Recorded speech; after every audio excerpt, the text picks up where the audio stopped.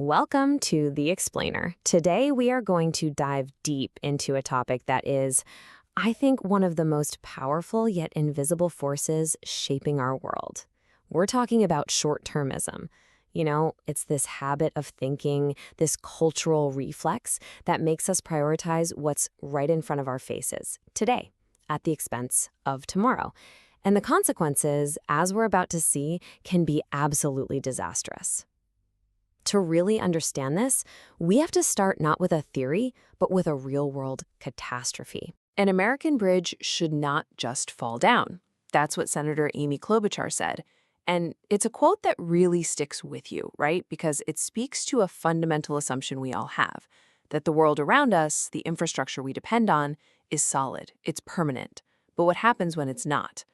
We're starting here because this catastrophe, which unfolded in just a matter of seconds, was actually a story that was decades in the making. It's a truly stark and tragic reminder of the price we pay when we collectively decide to ignore the future. All right, let's set the scene. It's a warm summer evening in 2007, August 1st to be exact. We're in Minneapolis, Minnesota, and the I-35W bridge is absolutely packed. It's rush hour. Thousands of people are just trying to get home from work, thinking about dinner, about their families. And then, in an instant, the unthinkable happens. The entire bridge, this massive structure of steel and concrete, just buckles. It gives way and plunges into the Mississippi River below. The collapse claimed 13 lives and injured 145 more. It was a national tragedy that sent shockwaves across the country. Now, when the investigators began sifting through the wreckage, what they uncovered was frankly infuriating. This wasn't some freak accident. It wasn't an act of nature. This was a preventable disaster. The story starts way back in the 1960s when the bridge was built. Right from the start, a decision was made to go with a cost-saving design that, it turns out, was fundamentally flawed. Specifically, these things called gusset plates. You can think of them as the critical connectors, the knuckles that hold the steel skeleton of the bridge together, were simply too thin, half the thickness they should have been. And here's the kicker. This wasn't a secret. As early as 1991, the bridge was officially deemed structurally deficient. Think about that. For 16 years, the authorities knew this bridge had a serious problem. Engineers were well aware that these undersized plates were being put under more and more stress as traffic volume grew over the decades. And then, on the day of the collapse, the final piece of the puzzle falls into place. Heavy construction equipment was parked right on the bridge's weakest points, adding the final fatal weight. It was the straw that broke the camel's back. So you see, it's not one single error. It was the predictable, inevitable result of a whole culture, a culture of short-term fixes and kicking the can down the road. So that bridge collapse, it's more than just a tragic story about infrastructure. It serves as this powerful, terrifying metaphor for a much larger problem, an invisible problem. The twisted steel and broken concrete were a physical manifestation of a cultural failure. It was a sign of a society that had, in many ways, reached its own breaking point. And this problem, this cultural failure, affects literally everything, from our economy and financial markets to how we deal with the environment, and yes, even our politics. So, if we're going to be honest about what happened with that bridge, the real culprit wasn't just faulty steel. It was a faulty way of thinking, a mindset that prioritizes the present at all costs, that values immediate convenience over long-term safety. This mindset actually has a name, and really understanding it is the key to seeing this pattern everywhere in our world. Let's put a name to it: temporal narrowness. It sounds academic, but what it really means is having tunnel vision for time. It's this dangerous and often totally unconscious cultural habit of prioritizing the now at the expense of the later. It's a specific flavor of short-termism that has become incredibly pervasive in the 21st century. And I really want to stress that this isn't just about bad planning or procrastination. It's a deep-seated bias, a cultural default setting that shapes our decisions in business, in politics, and in our personal lives. It's an invisible force that constantly pushes us to make choices that feel good today, even if we know, deep down, they're going to create much bigger problems for us tomorrow. This brings us to this incredible quote from the philosopher Edmund Burke. He wrote this over 200 years ago, but it feels more relevant than ever. He said, "Society is a partnership, but not just among us, the people who are alive right now. It's a partnership between the living, the dead, and those who are yet to be born." It's such a beautiful way to think about it, isn't it? He saw society as this sacred contract that stretches across time. We inherit a world from our ancestors, and we have a duty to pass on a better one to our descendants. But our modern habit of temporal narrowness, this obsession with the now, is effectively breaking that contract. We are borrowing from the future with absolutely no plan to pay it back. So, you might be asking, why? Why are we so bad at this? Why are we trapped in this cycle of short-term thinking? Well, it turns out it's not just a personal failing. It's not that we're all just inherently short-sighted. The problem is that two of the most powerful systems that structure our society are actually engineered to reward short-term thinking above everything else. Let's look at these two systems side by side. On one side, you have modern capitalism, driven by the stock market. What does the market demand? Profits. When does it demand them? Every 3 months. This creates what's known as quarterly thinking. CEOs have their jobs and their massive bonuses tied to hitting those quarterly numbers, satisfying shareholders right now. Long-term investments in research, in employee training, in, yes, infrastructure maintenance, those things often get punished by the market because they hurt the immediate bottom line. Now look at the other side, the political election cycle. It's the same logic, just with a different timeline. A politician's primary goal is to win the next election, which is always just a couple of years away. They are incentivized to deliver visible, immediate results for voters. And that means that huge, long-term problems like climate change or crumbling infrastructure are often ignored, kicked down the road for some future government to solve.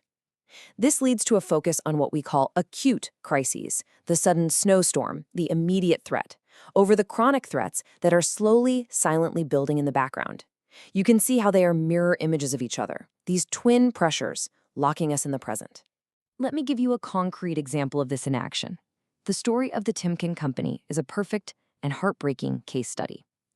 Here you had a company that had been around for 115 years. It was run by the same family for 5 generations.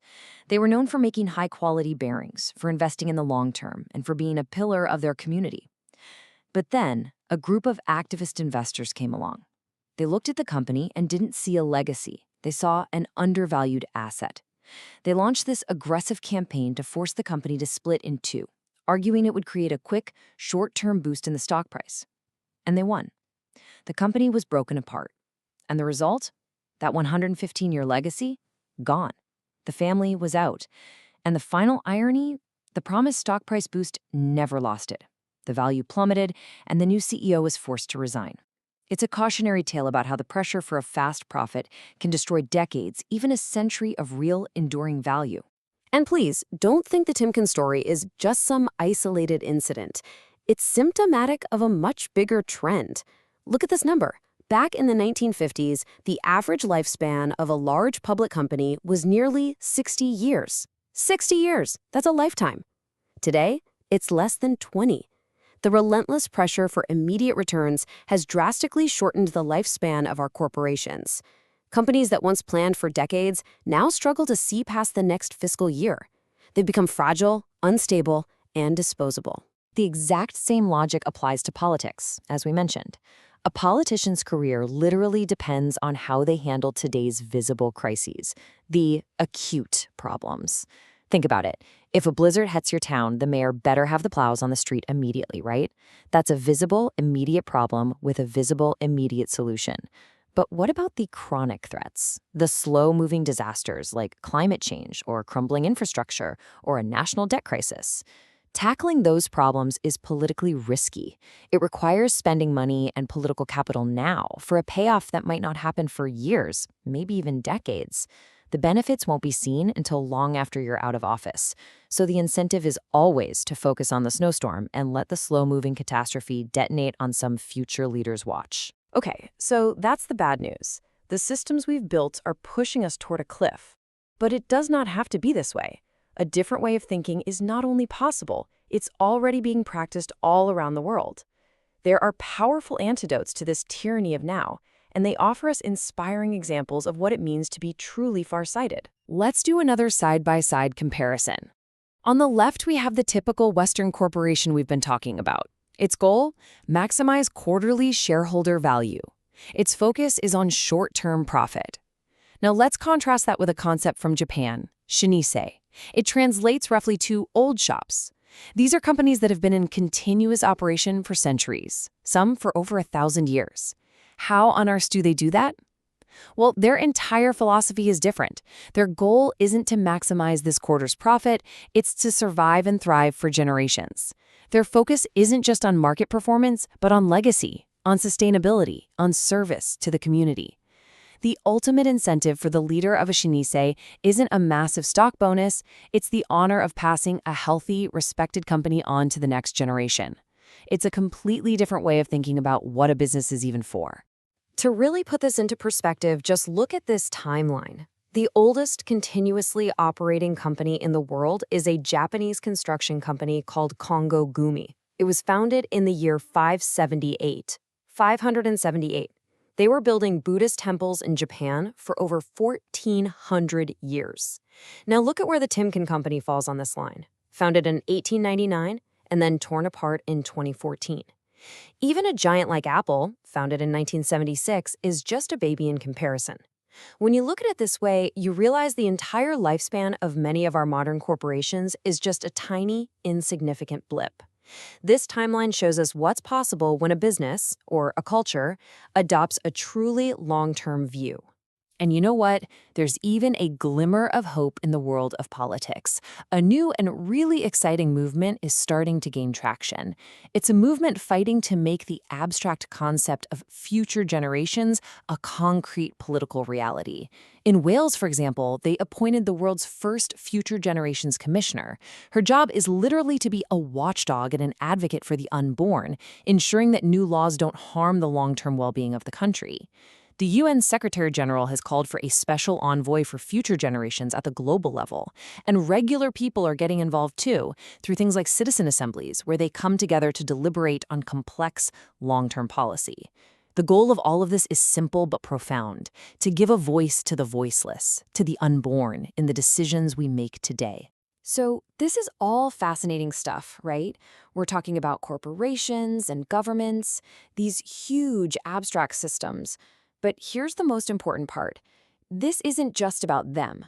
We all have the power to break free from the tyranny of now. We can all choose to cultivate a more far-sighted perspective in our own daily lives. This is about becoming what some people call a good ancestor. And the good news is you don't need to be a CEO or a politician to do this. This change can start with us, right here, right now. It begins with a few simple but incredibly powerful shifts in our own thinking. It's about asking different questions. First, in decisions big and small, we can try to represent the unborn. Just ask the question, how will this choice affect future generations? Second, prioritize legacy. Think beyond the immediate paycheck or the immediate gratification. What enduring value are you creating for your family, for your community, for your work? What will be left after you're gone? And third, practice what's called future empathy. Actively try to imagine the world your grandchildren and their grandchildren will inhabit. Don't let them be an abstract concept. Make their reality more vivid in your mind and let that guide your actions today. Instead of just asking, what's in it for me now, we can start asking, what kind of ancestor do I want to be? When you really think about it, building a bridge to a better future, a future that is more stable, more just, more sustainable, it doesn't begin with concrete and steel. It begins with a single far-sighted decision made by one person, then another, and another. Escaping the tyranny of now is a choice that each of us can make. And so the only question that really matters is, what will yours be? What is one choice you can make today for a better tomorrow?